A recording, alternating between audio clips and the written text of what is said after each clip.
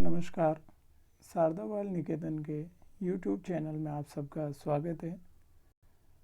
आज हम English grammar से रिलेटेड टॉपिक प्रारंभ करेंगे। ये टॉपिक प्रारंभ की कक्षाओं से लेकर आगे के कंपटीशन एग्ज़ाम तक छोटे छोटे सवाल इनमें से पूछे जाते हैं। और जैसा अपन सबको पता है कि कोई भी जैसे बुक रिलेटेड नॉलेज है उसके लिए ग्रामर का होना इम्पोर्टेंट है। जैसा कि हम सब जानते हैं इंग्लिश ग्रामर में टोटल 26 लेटर्स होते हैं। A to Z total 26 letters होते हैं। इन्हीं लेटर से वर्ड्स बनते हैं, यानी इन लेटर को अगर अपन कंबाइंड करते हैं तो इनसे वर्ड्स बनते हैं। फिर इन्हीं वर्ड्सों को अलग अलग अगर अपन कंबाइंड करते हैं, जोड़ते हैं, ऐड करते हैं तो इनसे सेंटेंस बनते हैं।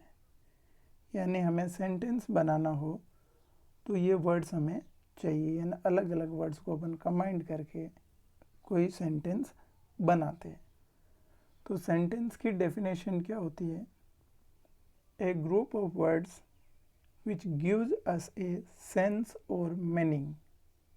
A group of words which gives us a sense or meaning, अर्थात शब्दों का एक ऐसा समूह जो सार्थक अर्थ देता हो।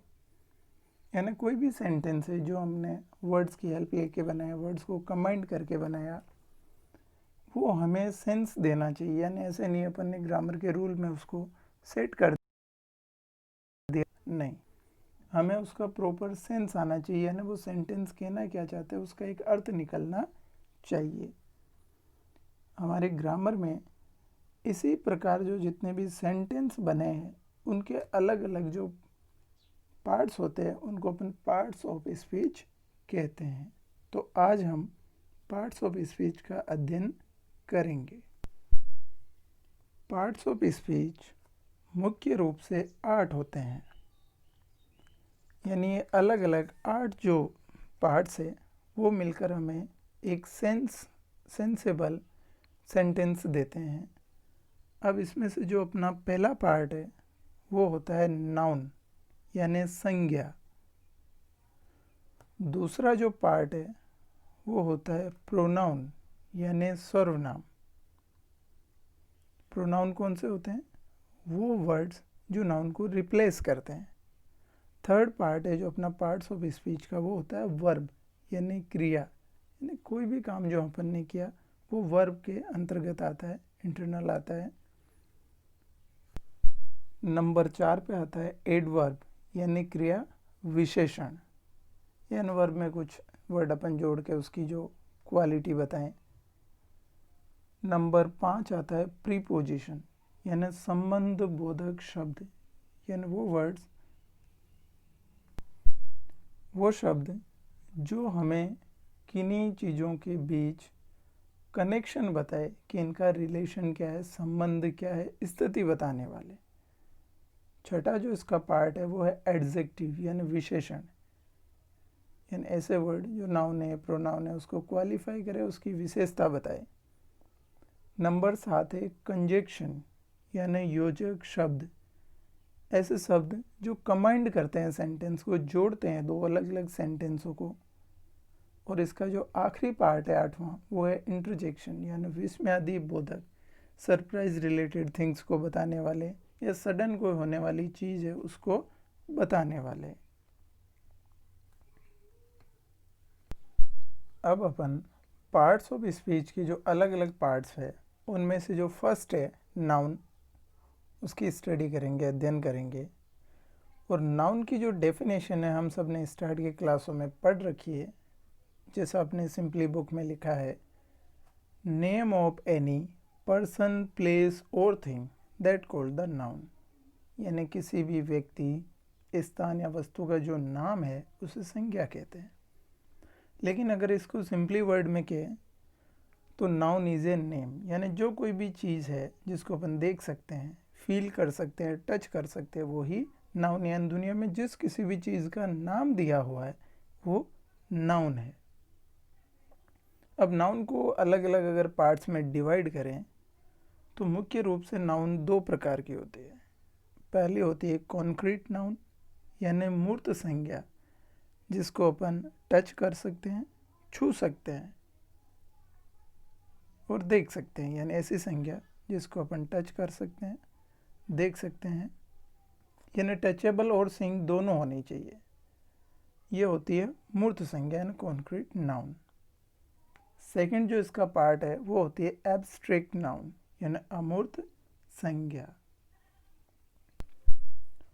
अमूर्त संज्ञा जिसको अपन एब्स्ट्रैक्ट नाउन कहते हैं या इसको अपन भाववाचक कहते हैं यानी फीलिंग रिलेटेड, ऐसी संज्ञा या ऐसी जो चीज़ें हैं जिनको अपन देख या छू नहीं सकते, केवल उनको फील कर सकते हैं, महसूस कर सकते हैं, वो होती है एब्स्ट्रैक्ट नाउन यानी भाववाचक संज्ञा। यानी मुख्य रूप से दो प्रकार हो गए, पहला होता है कॉन्क्रीट नाउन यानी मूर्त संज्ञा और दूसरा होता है एब्स्ट्रैक्ट नाउन यानी अमूर्त संज्ञा या भाववाचक संज्ञा।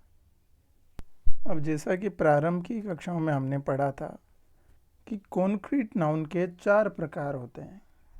कॉन्क्रीट नाउन को 4 भागों में डिवाइड किया गया है जिनको अपन ने कॉमनली पढ़ रखा है। पहला है कॉमन नाउन यानी जातिवाचक संज्ञा। दूसरा होता है प्रॉपर नाउन यानी निजवाचक संज्ञा। तीसरा जो इसका टाइप है वो है मटेरियल नाउन यानी पदार्थवाचक संज्ञा।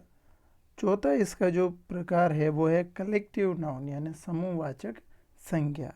ये अपने एब्स्ट्रैक्ट नाउन के 4 प्रकार है।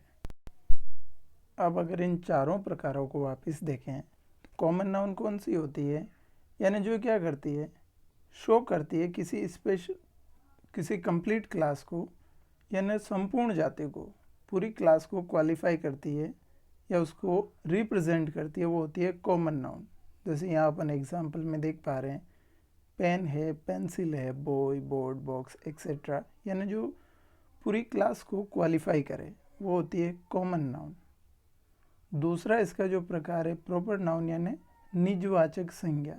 ये क्या करती है, पूरी क्लास को क्वालिफाई नहीं करके किसी स्पेशल चीज़ को या स्पेशल पर्सन को क्वालिफाई करती है, यानी स्पेशल, ये वर्ड प्रॉपर उनको क्वालिफाई करती है। जैसे यहाँ पर अपन देख रहे किसी पर्सन का आकर नाम ले लिया, किसी प्लेस का ले लिया, जैसे अपन ने इंडिया कह दिया तो ये जैसे सारी कंट्री में एक स्पेशल हो गया, पर्टिकुलर हो गया। किसी इंसान का जैसे अपन ने राम का नाम लिया तो भी पर्टिकुलर हो गया, तो ये होती है प्रॉपर नाउन। तीसरा जो इसका टाइप है वो होता है मटेरियल नाउन। मटेरियल से जैसे वर्ड से ही पता चल रहा है, मटेरियल रिलेटेड चीज़ है, किसी पदार्थ से संबंधित, यानी कोई भी पदार्थ है। अब उस पदार्थ में दोनों टाइप के आ सकते हैं, जैसे मान लीजिए सॉलिड भी आ सकता है, लिक्विड भी आ सकता है, ये सब उसमें मटेरियल में आ गए। तो मटेरियल संबंधित जो भी है वो संज्ञाएं क्या कहलाती है, मटेरियल नाउन यानी पदार्थवाचक संज्ञाएं। जैसे एग्जाम्पल में अपन ने देखा मिल्क है, ऑयल है, वाटर है, वुड है, सिल्वर है, गोल्ड है, ये सारे मटेरियल नाउन के एग्जाम्पल है। फोर्थ इसका जो पार्ट है वो होता है कलेक्टिव नाउन। अब कलेक्ट का मतलब क्या होता है, इकट्ठा करना, ग्रुप बनाना, यानी समूहवाचक। अब समूह अलग अलग, जैसे कोई भी ऐसी संज्ञा या ऐसे नाउन जो पूरे ग्रुप को क्वालिफाई करे, पूरे ग्रुप को रिप्रेजेंट करे, वो होती है कलेक्टिव नाउन। जैसे अपन एग्जाम्पल में क्लास, तो क्लास क्या होता है, ग्रुप ऑफ स्टूडेंट्स, यानी सारे स्टूडेंट्स मिलके एक क्लास बनाते हैं। टीम क्या होती है, ग्रुप ऑफ प्लेयर्स, यानी ये सारे जो वर्ड है, क्लास है, टीम है, ये सारे मिलकर क्या कर रहे हैं, एक ग्रुप को रिप्रेजेंट कर रहे हैं, एक ग्रुप को बता रहे हैं। इसी तरह कुछ वर्ड्स और है, आर्मी है, पुलिस है, ये सारे मिलकर भी क्या कर रहे हैं, ये एक ग्रुप को रिप्रेजेंट कर सकते हैं। जैसे आर्मी में अपन जानते हैं कि बहुत सारे सोल्जर्स होते हैं, लेकिन वर्ड एक ही रिप्रेजेंट करता है कि आर्मी, तो उसमें बहुत सारी चीज़ें हैं। अब यहाँ पर आपको एक इम्पोर्टेंट चीज़ है जो याद रखनी है। अब कुछ संज्ञाएं कि अपनी मूल अवस्था में तो होती है सिंगुलर, लेकिन यदि उनमें एस या ईएस जोड़ दें तो वो क्या बन जाएगी, प्लूरल बन जाएगी। जैसे अपन एग्जाम्पल में देख रहे हैं कि कुछ चीज़ें हैं लेकिन इनमें कुछ अनचेंज भी रहती है। जैसे अपन ने क्या किया, बॉय पे एस लगाया, तो बॉय पहले सिंगुलर था और इसको एस लगा के अपन ने प्लूरल बना लिया। बुक को भी अपन ने चेंज किया, सिंगुलर से एस लगाकर प्लूरल में बना लिया। लेकिन इसके उल्टा कुछ क्या होती है, देखो यहाँ पर डिफरेंस किनका है, नाउन का और वर्ब का। अब जो नाउन होती है वो तो क्या होती है, मूल अवस्था में होती है सिंगुलर, लेकिन उनमें अगर कुछ चीज़ ऐड कर दी जाए तो वो प्लूरल बन जाती है। लेकिन वर्ब के मामले में ये चीज़ बिल्कुल उल्टा है, वो अपनी मूल अवस्था में यानी जो उनकी फिक्स स्टेज होती है उसमें तो होती है प्लूरल। अब उसमें अगर एस या ई एस लगाएं तो वो क्या बन जाएगी, सिंगुलर। डिफरेंस क्या था, नाउन को सिंगुलर से प्लूरल बनाने के लिए एस या ई एस लगा सकते हैं, ज़रूरी नहीं है हर वर्ड्स पे ये लागू हो। और दूसरा जो अपना वर्ब है उसके मामले में ये क्या होता है, होती तो मूल अवस्था में मूल रूप से, लेकिन इसको अगर अपने को सिंगुलर बनाना है तो एस या ई एस लगाना पड़ेगा। यहाँ पर एक चीज़ और भी है अपने पास, जो कलेक्टिव नाउन होती है वो हमेशा सिंगुलर रहेगी। कलेक्टिव नाउन में जैसे अपन ने वर्ड पढ़े, क्लास है, टीम है, पुलिस, आर्मी, ये अपन ने पढ़ा, तो ये हमेशा क्या रहेगी, सिंगुलर रहेगी। इनका प्रयोग अपन सिंगुलर ही अब यहाँ पर एक ध्यान रखने योग्य अपने लिए चीज़ और है, कभी कभी अपन क्या करते हैं कुछ एग्ज़ाम्स में नाउन से रिलेटेड जो टाइप है वो दूसरे प्रकार से पूछा जाता है, काउंटेबिलिटी या गणना के आधार पर। अगर ऐसा अपन को सवाल पूछ लिया जाए कि काउंटेबिलिटी या गणना जिसको अपन कहते हैं हिंदी में, उसके आधार पर नाउन के टाइप कितने होते हैं, तो टाइप होते हैं नाउन के दो, यानी काउंटेबिलिटी के आधार पे। पहला होता है काउंटेबल और दूसरा होता है अनकाउंटेबल। काउंटेबल में वो आती है जिनको अपन काउंट कर सकते हैं, और अनकाउंटेबल में जिनको अपन काउंट नहीं कर सकते लेकिन मेजर कर सकते हैं, माप। फॉर एग्जांपल अगर देखें तो काउंटेबल में जैसे पेन आ गया, बोय आ गया, इनके कितनी जो नंबर्स है, संख्या है, वो अपन गिन सकते हैं। लेकिन यदि दूसरा टाइप जैसे अनकाउंटेबल में देखें तो वाटर कितना है, अब उसको अपन लीटर में क्या कर सकते हैं, तोल सकते हैं, लेकिन गिन नहीं सकते। उसके अपन मेज़र कर सकते हैं यानी माप सकते हैं, तोल सकते हैं, लेकिन गिन नहीं सकते। तो यानी काउंटेबिलिटी के आधार पर नाउन के भी दो टाइप है, कौन कौन से, काउंटेबल और अनकाउंटेबल। एक ध्यान ये चीज़ और है, प्रॉपर नाउन है, एब्स्ट्रैक्ट नाउन है और मटेरियल नाउन है, ये अनकाउंटेबल होती है, यानी इनको भी अपन काउंट नहीं कर सकते हैं। साथ में जैसे कुछ एग्जांपल है, Rahul and Mohit are coming here. इसमें क्या करते हैं कि अपन कभी सब्जेक्ट वर्ब एग्रीमेंट जो अपनी अगली कक्षा में आने वाला है उसमें पढ़ते हैं कि ये अब प्लूरल है, लेकिन दूसरी चीज़ में अपन ने देखा the doctor and nurse is coming here, इसमें क्या है, वर्ब अपने पास किसकी यूज हुई, सिंगुलर की, यानी जो एक वचन के साथ यूज होती है। कुछ एग्जाम्पल अपने साथ और हैं, जैसे soda and whisky, bread and butter.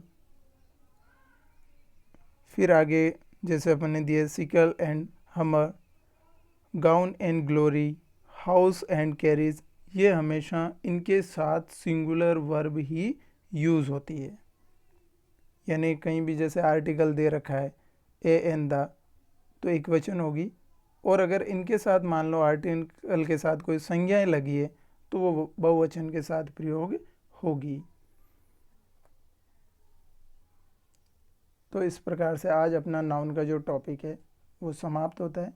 इस टॉपिक से रिलेटेड आपके कोई सुझाव हो, कोई सवाल हो तो हमें कमेंट बॉक्स में लिख दीजिएगा, हम जवाब देने का पूरा प्रयास करेंगे।